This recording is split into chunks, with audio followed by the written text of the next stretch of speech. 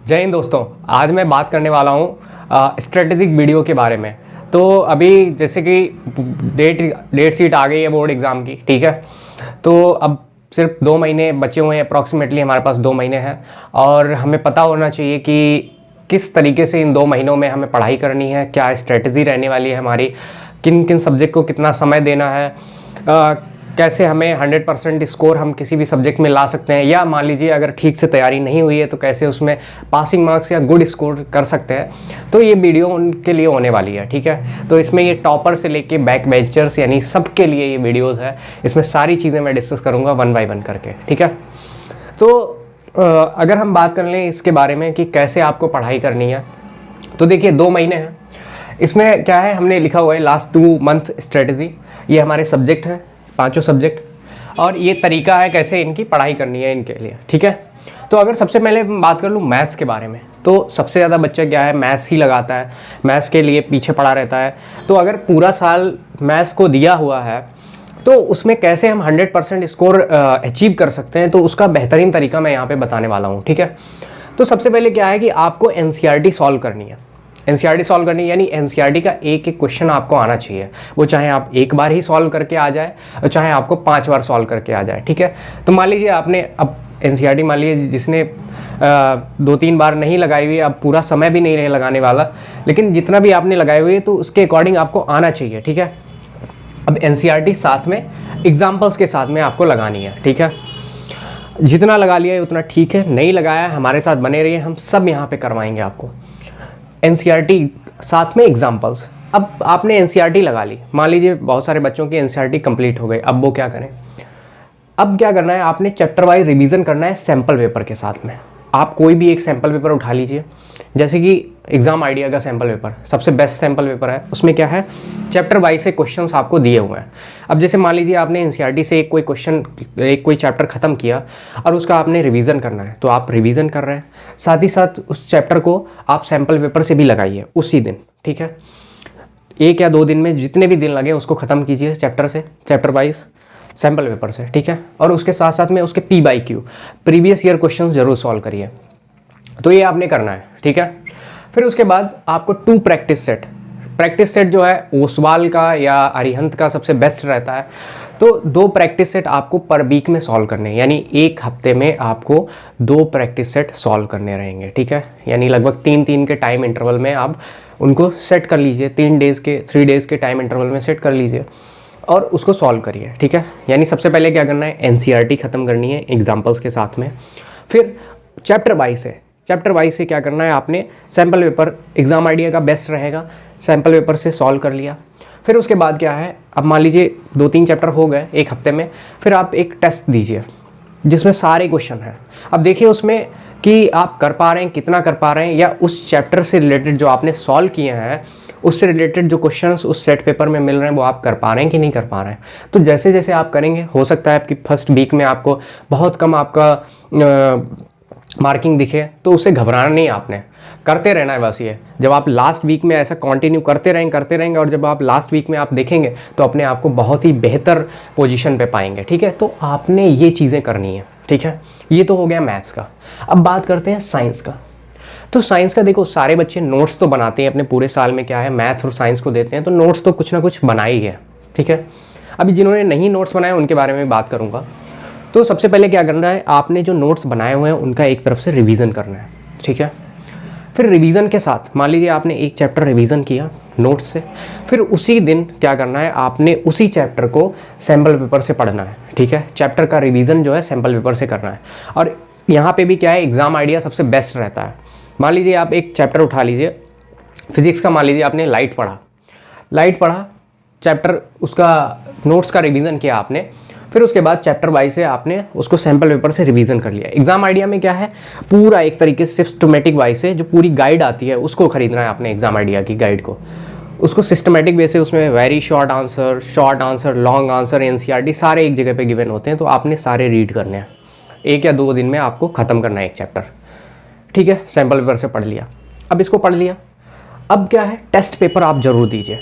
हफ्ते में एक टेस्ट ज़रूर दीजिए, क्योंकि टेस्ट जो है सबसे ज़्यादा बेहतरीन चीज़ है जो आपकी औकात बताती है आपने कितना पढ़ाई करी है या कितना आपको आता है। ठीक है, तो आप एक हफ्ते में एक टेस्ट दीजिए साइंस का जितना भी आपने पढ़ा हुआ है। ठीक है, और फिर उसमें चेक करिए कितना आपको प्रोग्रेस हुआ है। ठीक है, तो इस तरीके से आपको एक वीकली टेस्ट देना है। ठीक है, टेस्ट सीरीज़ के लिए आप एग्जाम आइडिया का एक अलग से टेस्ट सीरीज़ वाला सैम्पल पेपर आता है, तो 2 सैम्पल पेपर उसके खरीद लीजिए साइंस के, एक एग्जाम आइडिया का मोटी गाइड और एक जो है सैम्पल पेपर खरीद लीजिए जिसमें प्रैक्टिस सेट है। तो बस आपने ये मत सोचना है कि बहुत ज़्यादा आई है, हैक्टिक है बहुत। सिंपल तरीके से एक चैप्टर पढ़ा है, रिविज़न किया नोट से, फिर एग्ज़ाम आइडिया उठाई, वहाँ से उसके शॉर्ट, वेरी शॉर्ट, लॉन्ग पढ़ लिया।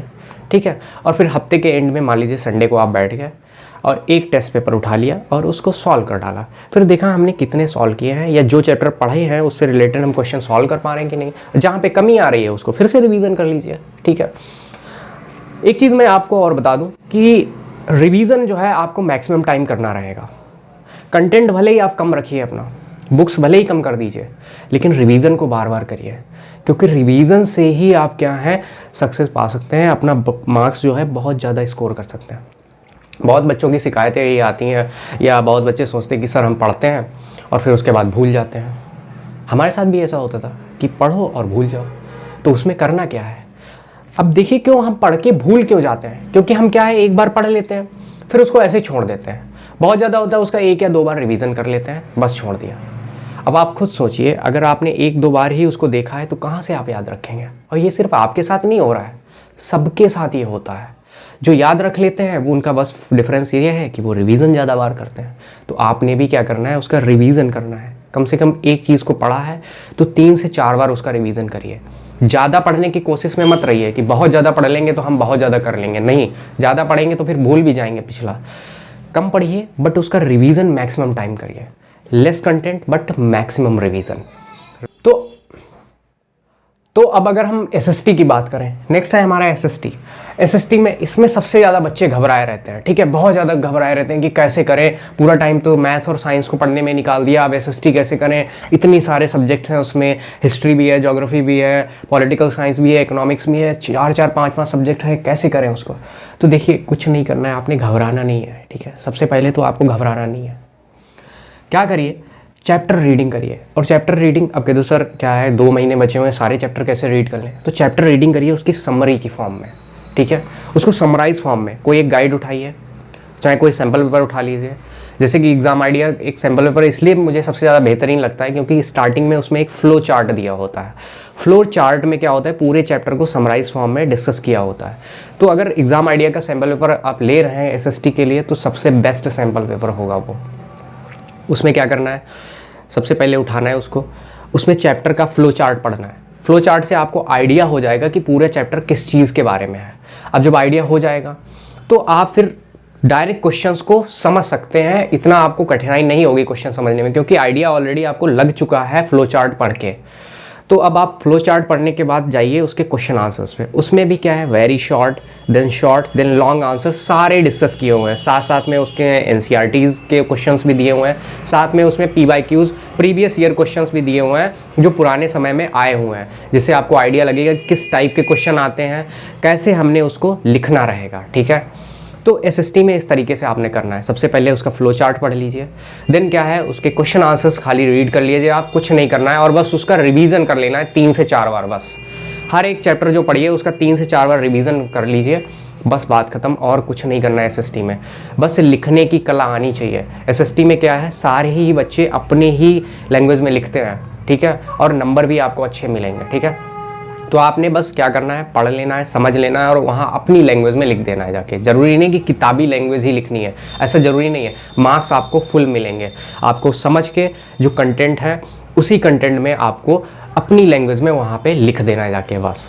अगर कोई शॉर्ट आंसर आ रहा है तो उसमें आपको 3 से 4 पॉइंट्स लिख देने हैं जो कि 3 मार्क्स का होता है। अगर कोई 5 मार्क्स का है क्वेश्चन तो उसमें 5 to 6 पॉइंट्स लिख देने हैं आपने, दैट्स इनफ, आपको पूरे नंबर मिलेंगे। ठीक है, या आप जितना भी उस क्वेश्चन से रिलेटेड जानते हैं सारी चीज़ लॉन्ग आंसर में डाल दीजिए, बात खत्म। ठीक है, लॉन्ग आंसर की अगर मैं बात कर लूँ साइंस में और एसएसटी में, तो अगर कोई लॉन्ग आंसर 5 नंबर में आ रहा है तो आपने क्या करना है, सारा कुछ जो भी उसके से रिलेटेड आता है वो आपने अपने दिमाग में रोक के नहीं रखना है, सब कुछ उसमें लिख देना है, ठीक है, जो जो आपको आता है, मैक्सिमम जितना आता है। क्योंकि उससे क्या होता है, एग्जामिनर जब पढ़ता है देखता है कि सारी चीज़ें लिखी हुई हैं, तो फिर वो 5 नंबर देने में कंजूसी नहीं करता है, पूरे के पूरे नंबर आपको देता है, ठीक है। तो आपने ऐसे करना है।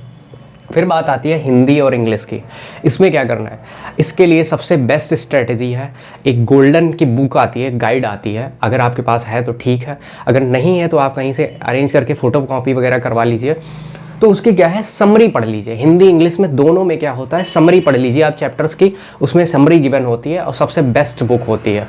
और साथ ही साथ में उसके क्वेश्चन आंसर्स भी नीचे दिए होते हैं, जो PYQs यानी प्रीवियस ईयर क्वेश्चन में आए हुए होते हैं, तो वो पढ़ लीजिए, बस उतना इनफ होगा। बाकी ग्रामर वगैरह जो आपको स्कूल में पढ़ाई जाती है, जो कॉपी में लिखवाई जाती है, उसका रिवीजन कर लीजिए। ग्रामर में जैसे तुम्हारा एप्लीकेशन हो गया, लेटर हो गया, उसका फॉर्मेट पढ़ लीजिए, बस बात ख़त्म।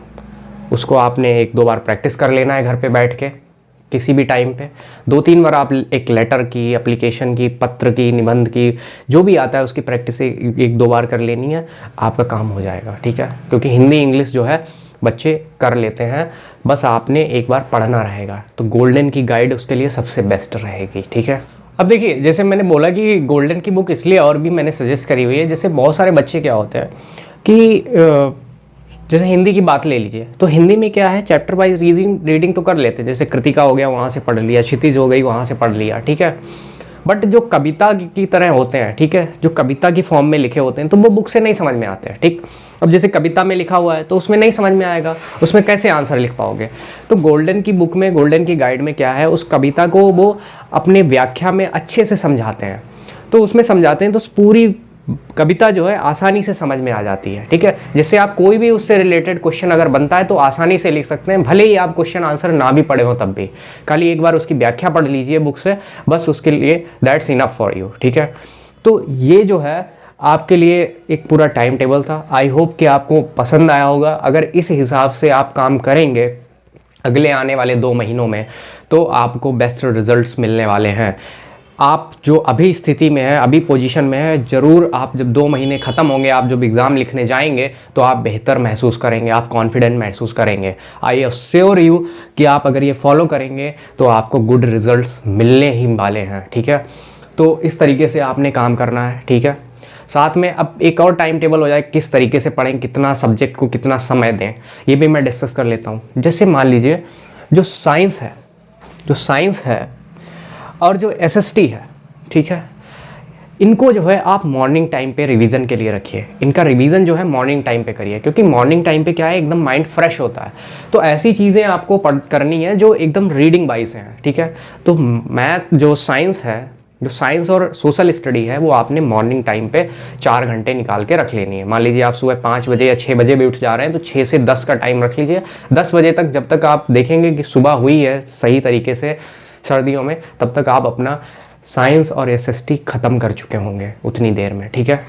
That will be the best for you, ठीक है। ये सबसे बेस्ट रहेगा।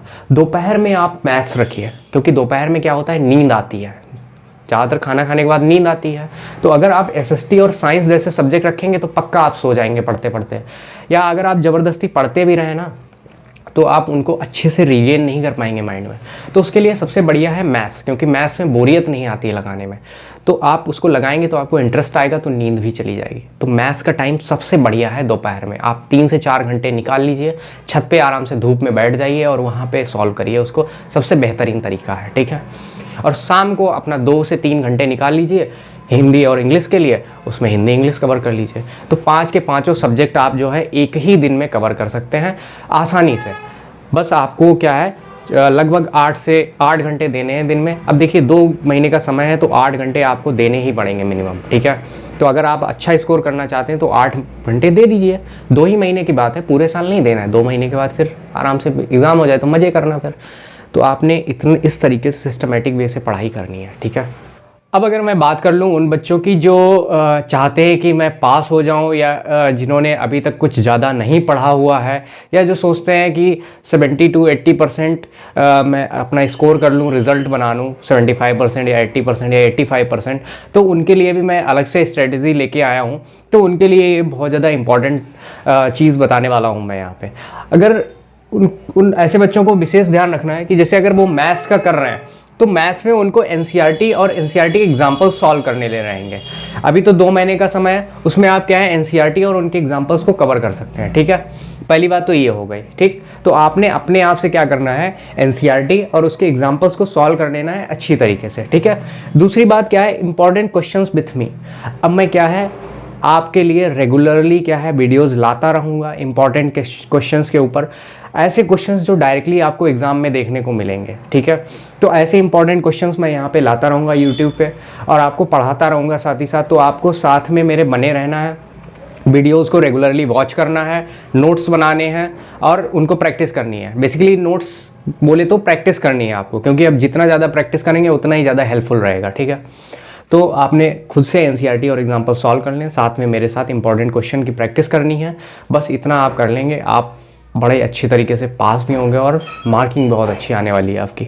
अगर मैं बात करूं साइंस की, तो अगर आपने कोई नोट्स बनाए हुए हैं, ठीक है, कोई नोट्स आपके पास अवेलेबल है, तो उन नोट्स का रिवीजन करना है आपने ज़्यादा से ज़्यादा बार। अगर नोट्स नहीं बनाए तो घबराने की ज़रूरत नहीं है आपको। आपको क्या करना है, एनसीईआरटी रीडिंग करनी है। आपने हर एक चैप्टर की फटाफट एनसीईआरटी रीडिंग करनी है, क्योंकि एनसीईआरटी में इतना लंबा कंटेंट नहीं है। कंटेंट जो है वो आप ख़त्म कर सकते हैं अपने आप से। आपने सिर्फ क्या करना है, एनसीईआरटी रीडिंग करनी है तब जब आपके पास नोट्स अवेलेबल नहीं है। अगर नोट्स हैं तो नोट्स का ही रिवीजन करें, दैट इज़ इनफ। और साथ में क्या करना है, मेरे साथ बने रहना है। मैं इंपॉर्टेंट क्वेश्चंस यहाँ पे करवाऊंगा यूट्यूब पे। जो इंपॉर्टेंट क्वेश्चन आपको डायरेक्टली एग्जाम्स में देखने को मिलेंगे, तो उससे आप आसानी से वहाँ पे क्वेश्चंस को हैंडल कर पाएंगे। ठीक है, बाकी रही एसएसटी इंग्लिश और हिंदी की बात, जो जैसा मैंने एक्सप्लेन किया हुआ है एज इट इज़ आपके लिए भी वैसा ही है कि आपने भी चैप्टर वाइज समरी पढ़ लेनी है। ठीक है, साथ में क्वेश्चन आंसर्स जो हैं सैम्पल पेपर से, एग्जाम आइडिया से आपको फ्लो चार्ट पढ़ लेना है और साथ में क्वेश्चन आंसर्स पढ़ लेने हैं, बस इतना इनफ होगा। साथ ऐसे ही इंग्लिश और हिंदी का आपको गोल्डन की गाइड लेनी है, या कोई भी आपके पास बुक है जिसमें उसकी समरी दी हुई है तो उसको पढ़ लेना है आपने। वहीं से आपको क्वेश्चन आंसर्स का आइडिया लग जाएगा। और बाकी जो व्याकरण में, ग्रामर में जो आपको कराया गया हो स्कूल्स में या आपके पास जो बुक है उसमें से आपको फॉर्मेट देख लेने हैं बस। जैसे लेटर हो गया, पत्र हो गया, निबंध या जो भी चीज़ें आपके सिलेबस में है उसको आपको फॉर्मेट उसके देख लेने सारे और 1 से 2 बार प्रैक्टिस कर लेना है, बस वो इनफ होगा आपके लिए। ठीक है, जितनी ज़्यादा बार प्रैक्टिस करेंगे, जितनी ज़्यादा बार रिवीजन करेंगे, उतना ही अच्छा आप वहाँ पे परफॉर्मेंस करेंगे, उतना ही अच्छा आप कॉपी लिख पाएंगे। ठीक है, ज़्यादा पढ़ने के चक्कर में मत रहिए, ज़्यादा से ज़्यादा रिवीजन करने के चक्कर में रहिए। यानी जो आपने पढ़ा है उसका मैक्सिमम टाइम रिवीजन कर लिया जाए। जो मैं यहाँ पे इंपॉर्टेंट क्वेश्चंस कराऊंगा उनका मैक्सिमम टाइम रिवीजन कर लिया जाए, प्रैक्टिस कर ली जाए, वो इनफ होगा आपके लिए। आप वहाँ पे ज़्यादा से ज़्यादा क्वेश्चंस, मैक्सिमम क्वेश्चंस हैंडल करने में एबल होंगे। ठीक है, तो यही स्ट्रेटजी थी जो आपने फॉलो करनी है। ये स्ट्रेटजी फॉलो करेंगे आपको बेस्ट रिजल्ट मिलने वाला है। ठीक है, और मेरे साथ यहाँ पे बने रहिए, क्योंकि मैं रेगुलर क्वेश्चंस आपको यहाँ पे करवाने वाला हूँ एग्ज़ाम से रिलेटेड, जो आपके लिए बहुत ज़्यादा हेल्पफुल होने वाला है एग्ज़ाम्स में। सो मिलते हैं बहुत जल्दी नए वीडियो में। जय हिंद।